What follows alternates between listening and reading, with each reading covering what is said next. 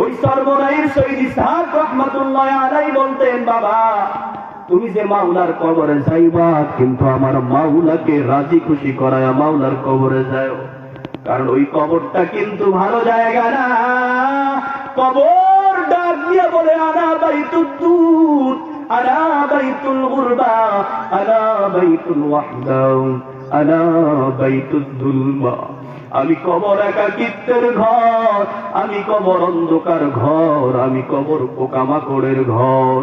এই কবরে যে আইবা, আমি মাওলাকে রাজি খুশি করাই আইস। মাওলাকে রাজি খুশি করতে হলে মাওলার কাজ করতে হয়, বলেন ঠিক কিনা?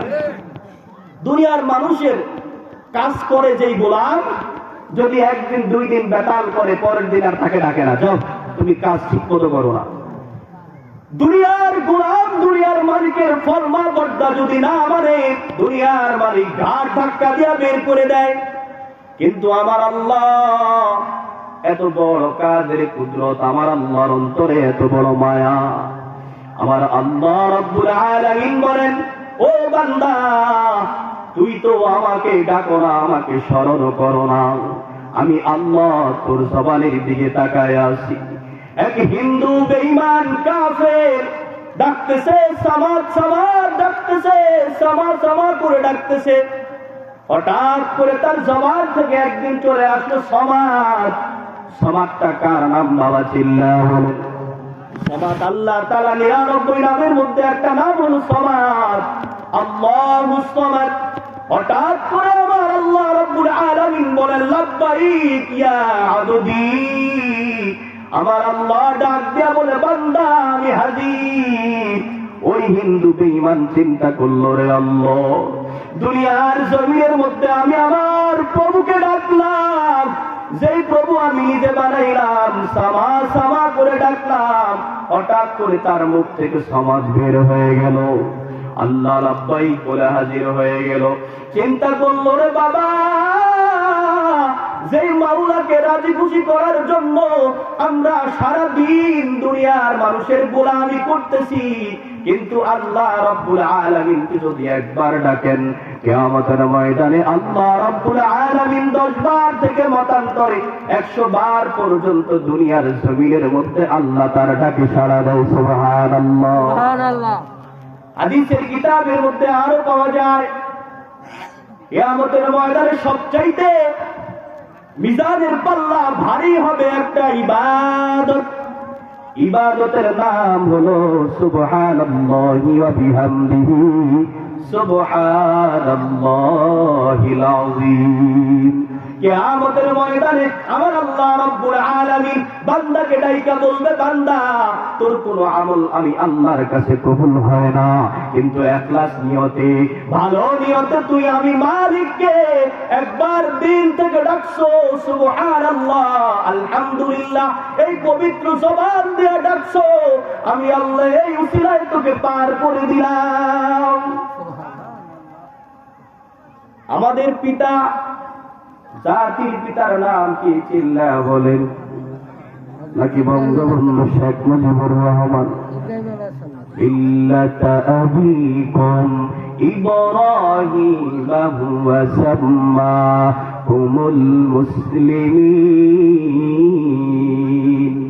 দুনিয়ার নেতার পিছনে ঘুরলে দুনিয়ার নেতা একদিন লাথি মেরে ফালা যায়, বলেন ঠিক কিনা? 24-এর 5 আগস্টের গণ অভ্যুত্থান তার জ্বলন্ত প্রমাণ, বলেন ঠিক কিনা? নেতা কর্মীদের দায়িত্ব আমাদের নেত্রী ফালায় গেছে, কিন্তু আল্লাহ বলেন, বান্দা আমি তোকে ফালায়া কখনো আমাকে রাজি খুশি করলে কবর পর্যন্ত, জান্নাত পর্যন্ত তোর সাথে আমি থাকবো। সুবহানাল্লাহ। কোরআন থাকবে, আল্লাহর নবীজি থাকবে। তো বলতেছিলাম, ইব্রাহিম আলাইহিস সালাতু ওয়াস সালাম তার বিশাল ভেড়ার পাল নিয়ে মরুভূমির প্রান্তরে চড়াইতেছে। হঠাৎ করে তার সামনে দিয়া কে জানি আল্লাহ রাব্বুল আলামিনের হামদ ও সানা গাইতেছে, বলতেছে সুবহানাল্লাহ আলহামদুলিল্লাহ ওয়াল্লাহু আকবার ওয়ালিল্লাহিল হামদ। হামদে সানা গুরু গাইতেছে। ইব্রাহিম আলাইহিস সালাতু ওয়াস সালাম বড় মজা পাইলেন, বললেন, কে রে বাবা তুমি কে? আল্লাহ রাব্বুল আলামিনের এত সুন্দর হামদ সারা গাইলা, আমার একটু বলো না, আমার কাছে বড় মজা লাগছে। ইব্রাহিম পয়গম্বর ওই ব্যক্তিকে বললেন, বাবা আরেকবার বলো। পয়গম্বর বলার পর বলল, তোমার এই ভেড়ার পাল থেকে যদি আমি আরেকবার বলি, তোমার এই ভেড়ার পাল থেকে আমাকে অর্ধেক ভেড়া দিয়া দিতে হবে। বলে, হ্যাঁ, তোমার এই ভেড়ার পাল থেকে অর্ধেক ভেড়া আমি তোমাকে দিয়া দিব। তারপরে তুমি আমাকে আবার এই হামদে সালাগুলো শোনাও। আবার বললেন, বড় মজা লাগলো। ইব্রাহিমের কাছে আবার বললেন, আবার বড় মজা লাগলো। এবার ইব্রাহিম আলাইহিস সালাতু ওয়াস সালাম বললেন, ও ফেরেশতা, ও ভাই, তুমি তো আমাকে হামদে সালাগুলো গাইছো, আমার পুরা ভেড়ার পাল তোমাকে দিয়া দিলাম, কিন্তু আবার যখন গাইতে হয় আবার কি দিবা এবার আমাকে বলো। ইব্রাহিম পয়গম্বর বলে, আল্লাহ তাআলার হামদে সালাগুলো তুমি গাইছো, আমি সব ভেড়া তোমাকে দিয়া দিলাম, আবার গাও, আমার কাছে মজাই লাগতেছে। তোমার এই ভেড়াগুলো পালন করার জন্য তো রাখালের প্রয়োজন, আবার গাইলে আবার করলে আমি তোমার ভেড়ার পালের রাখাল হয়ে যাব। সুবহানাল্লাহ। কাদের কুদু অতুদারি বরকামান আনতা রব্বি আনতা হাসবি যুল জালাল। ইব্রাহিম বললেন, তোমার ভেড়ার পালে আমি রাখাল হয়ে যাব, আমার একটু বলো, আমার কাছে মজাই লাগতেছে। আল্লাহ তাআলা কি এই দৃশ্য দেখতেছে কিনা? দেখে নাই? বলেন, আল্লাহ রাব্বুল আলামিন একদল ফেরেশতা পাঠিয়ে দিলেন, বলে, যাও, আমার ইব্রাহিমকে আমি পরীক্ষা করছি, আমার ইব্রাহিম দেখি কার পাগল, কি দুনিয়ার সম্পদের পাগল না আমি মাওলার পাগল। মাওলার পাগল হইয়া বেড়ার পান্ত দিয়াই গেছে, নিজ বেড়ার রাখাল হয়ে গেছে। বলে, আল্লাহর পক্ষ থেকে আমি আসছি, আসার পর আমি ওটা আল্লাহর পক্ষ থেকে ফেরেশতা তোমাকে পরীক্ষা করার জন্য। তুমি এই পরীক্ষার মধ্যে পাস হয়েছো, 100-তে 100 নাম্বার পেয়েছো। বলেন সুবহানাল্লাহ। আর আমাদেরকে ডাকা হয়, আসো, কোরআনের আলোচনা শুনো, হাদিসের আলোচনা শুনো। মাগরিবে ডাকা হয়, ফজরে ডাকা হয়, আল্লাহকে চিনার জন্য, আল্লাহর ভালোবাসা পাওয়ার জন্য, আল্লাহর কুদরত পাওয়ার জন্য। তারপরেও আমরা মালিকের কুদরত আমরা চিনি না, আমরা বুঝি না। বলেন ঠিক কিনা? এখন তো জিকিরের আলোচনাই নাই। এই জবান দিয়ে অযথা দোকান পাড়ে কথা বলতেছি, গীবত করতেছি, শাকায়াত করতেছি, ঠিক কিনা? ফজরের জামাতের পরে ইমাম সাহেব সালাম ফেরানোর পরে আর খুঁজে পাওয়া যায় না। সুবহানাল্লাহ, আলহামদুলিল্লাহ পড়বে, মসজিদে যাওয়ার পরে বসে বসে কথা বলতেছি। এই সময় যদি সুবহানাল্লাহ, আলহামদুলিল্লাহ, আল্লাহু আকবার বলতে থাকি, আমার মাওলা বলেন, বান্দা, তুমি যে সুবহানাল্লাহ অর্থ কি? আল্লাহ পবিত্র। কি সুবহানাল্লাহ অর্থ? আল্লাহ পবিত্র। বুজুর্গের ঘটনার মধ্যে পাওয়া যায়, ওই যে উজানির কারি ইব্রাহিম রাহমাতুল্লাহি আলাইহি বড় বুজুর্গ ছিলেন। এই কারি ইব্রাহিম ছাত্রদেরকে নিয়ে বিকাল বেলা রসুন আর পেঁয়াজ লাগাইতেছে ক্ষেতের মধ্যে। পিছন দিয়ে দেখতেছি এই আল্লাহর ওলির রসুন আর পেঁয়াজ পর্যন্ত জিকির করতেছে। বলেন সুবহানাল্লাহ। লা ইলাহা ইল্লাল্লাহ, লা ইলাহা লা ইলাহা লা ইলাহা, জবান খুলে পড়ি, লা ইলাহা লা ইলাহা ইল্লাল্লাহ, লা ইলাহা। ওই যে বুজুর্গর জীবনের ঘটনার মধ্যে পাওয়া যায় কারি ইব্রাহিম কেমন। বুজুর্গদের ঘটনা বললে অনেকে অনেক কিচ্ছা বলি, না না বাবা না, এগুলো কোনো কিচ্ছা না, এগুলো চলন্ত ঘটনা, এগুলো চলন্ত প্রমাণ। বুজুর্গানে কেরাম আমাদের জন্য শিক্ষণীয় বিষয়। বলেন ঠিক কিনা? এই আল্লাহওয়ালাদের দরবারে যাইয়া, আল্লাহওয়ালাদের কাছে যাইয়া, আল্লাহওয়ালাদের পাশে থাইকা কত গোলাম পাগড়িওয়ালা নামাজিওয়ালা হয়ে গেছে। বলেন ঠিক কিনা? আমার আল্লাহ রাব্বুল আলামিন এই বুজুর্গর ঘটনায় পাওয়া যায় কারি ইব্রাহিমের ঘোড়া ছিল ঘোড়া। এই কারি ইব্রাহিম যখন ঘোড়া রাইখা নামাজের মধ্যে দাঁড়াইতেন আর চোখের পানি ফেলতেন, কিতাবের মধ্যে পাই, তার জীবনের মধ্যে পাই, ওই ইব্রাহিম আলাইহিস সালাতু ওয়াস সালামের ঘোড়া পর্যন্ত চোখের পানি ফেলে ফেলে কাঁদতেন।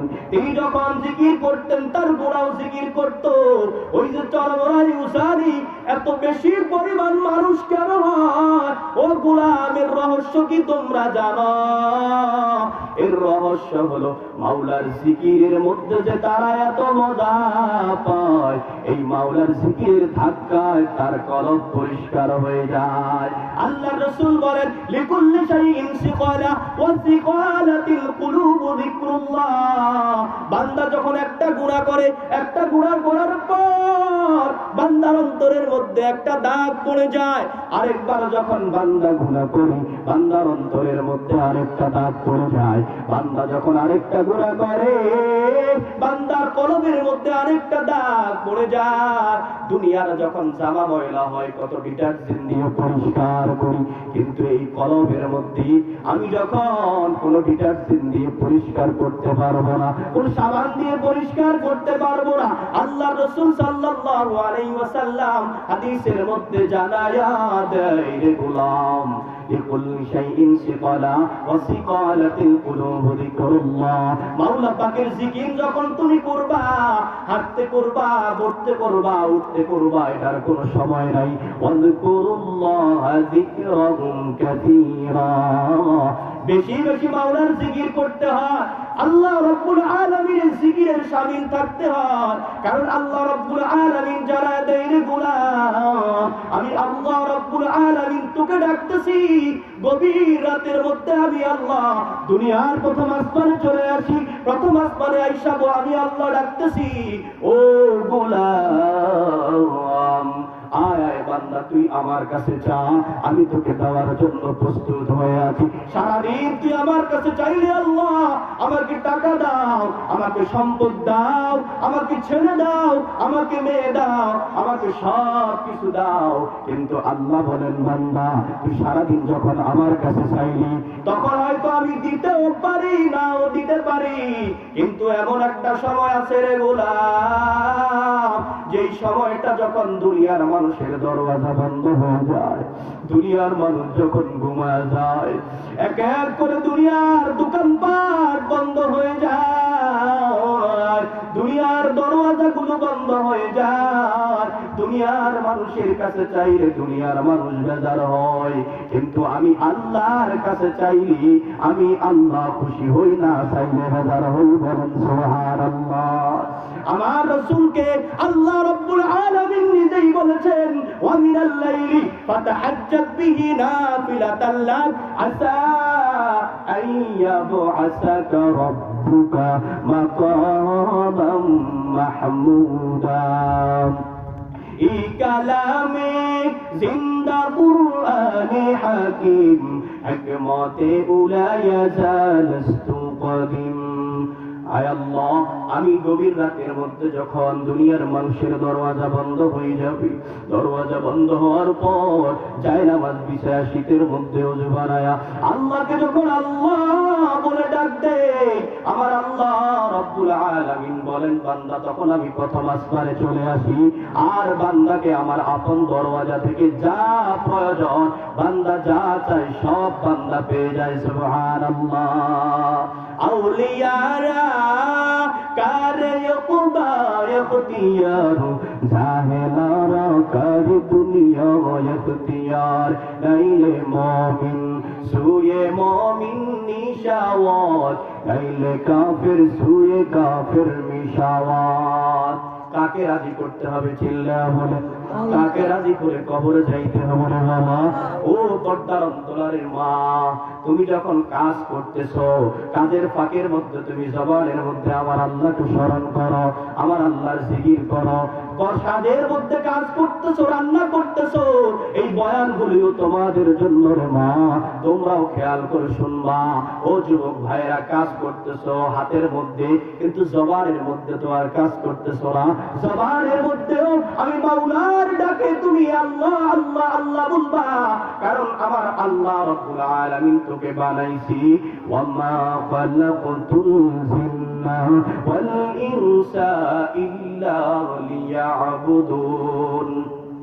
জিকির যদি ঠিক মতো করতে পারি, সকাল সন্ধ্যা আল্লাহকে স্মরণ করতে পারি, ফাজাইল জিকিরের মধ্যে পাওয়া যায়, জিকিরের 1 নাম্বার সর্ববৃহৎ ফজিলতের মধ্যে পাওয়া যায় বান্দার মৃত্যুর সময়, যখন মৃত্যু সজ্জায় বান্দা চলে যাবে, আজরাইল বান্দার পাশে চলে আসবি।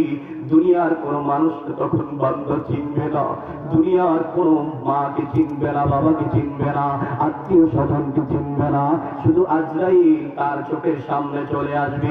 আসার পর ওই বান্দা যদি জিকির করতে থাকে আল্লাহ আল্লাহ আল্লাহ, জবানের মধ্যে জিকির ওয়ালা হয়, নামাজি ওয়ালা হয়, রোজা ওয়ালা হয়, ওই মৃত্যুর সময় আজরাইল যখন ধাক্কা দিবে, বান্দার ধাক্কার কবরে যখন সে জিকির করতে থাকবে, তার জবানের মধ্যে কালিমা নসিব হয়ে যাবে। সুবহানাল্লাহ। ফাজাইলের জিকিরের মধ্যে ইদ্রিস কান্দালবী রাহমাতুল্লাহ আলাইহি লেখে, জিকিরের 100 ফজিলত। কত ফজিলত? তার মধ্যে সর্বোত্তম ফজিলত হলো এই বান্দা মৃত্যুর সময় কালিমা নসিব হবে। সুবহানাল্লাহ। এর থেকে আর বড় পুরস্কার আছে? কত আল্লাহর বান্দা মৃত্যুর সময় আজরাইলের ভয়ে আবল তাবল বলতে থাকে, বলেন ঠিক কিনা? মৃত ব্যক্তি দুনিয়া থেকে যাওয়ার কিছু সিম্পটম লক্ষণ থাকে যে এটা জান্নাতি ব্যক্তির মৃত্যু, বলেন ঠিক কিনা? কিছু কিছু বান্দার মৃত্যু আসমান পর্যন্ত কাঁদে, জমিন পর্যন্ত কাঁদে, মাখলুকাত পর্যন্ত কাঁদে, আর কিছু কিছু বান্দার মৃত্যু আসমান জমিন তার জন্য গজব করে, বলেন ঠিক কিনা? এই জন্য বাবা, ওয়াজকুরুল্লাহ যিকরান কাসীরা, বেশি বেশি করে কার জিকির করব? আল্লাহ। প্রত্যেক নামাজের পরে কি পড়ব? সুবহানাল্লাহ, আলহামদুলিল্লাহ, আল্লাহু আকবার। ইখলাসের সহিত পড়তে হবে সুবহানাল্লাহ সুবহানাল্লাহ সুবহানাল্লাহ সুবহানাল্লাহ। মানে একটা না, সব শেষ। এভাবে কিভাবে জানি করে, এই মানে একটাই সব শেষ করে ফেলে না। মালিককে ডাকতে হলে আপনি কাকে ফাঁকি দিতেছেন? বরঞ্চ আল্লাহকে ফাঁকি দিচ্ছেন না, আপনি নিজেই ফাঁকি খাচ্ছেন, বলেন ঠিক কিনা? সব তাড়াহুড়া মসজিদের মধ্যে গেলে ইমাম সাহেব হয়তো 2-7 মিনিট একটু দেরি হইতেই পারে। এই যে শুরু হয়েছে গড়ির দিকে তাকানো, এই যে শুরু হয়েছে বারান্দার দিকে তাকানো, না, এগুলো করা যাবে না। একটা সময় দেওয়া হয়েছে, এর 2-1 মিনিট লেট হতেই পারে, কম হতেই পারে, কিন্তু আল্লাহ রাব্বুল আলামিন বলতে চায়, বান্দা তোমার ইখলাস আমি দেখি।